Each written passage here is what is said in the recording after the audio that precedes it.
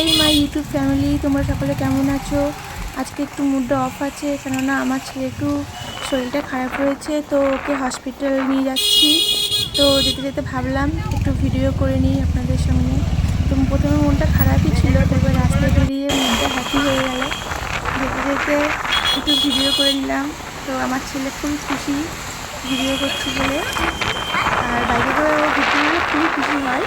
তো প্রচণ্ড খুশি রয়েছে, মধ্যেখানে বসে রয়েছে কীভাবে। তো দেখতেই পাচ্ছি আমরা এখন হসপিটালে যাচ্ছি।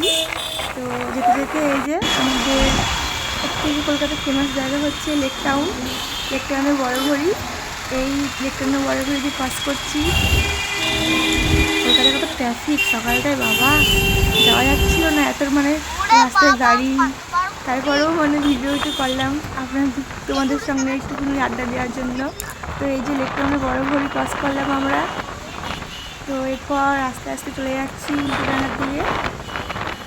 তো বেশ ভালোই যাচ্ছি, ভালোই লাগছে। মাঝে মধ্যে একটু বেরোতেও বেরোলে সবসময় ঘরের মধ্যে ভালো লাগে না, বাইরে গেলে ছেলেটারও মনটা ভালো লাগে। সে ছেলের বাহানায় আমাদেরও একটুখানি ঘুরে বেড়ানো হয়।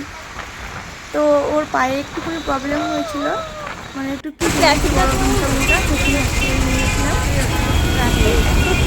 পশ্চিমবাংলায় বাস করি, ট্রাফিক হবে না সেটা কখনো হয়?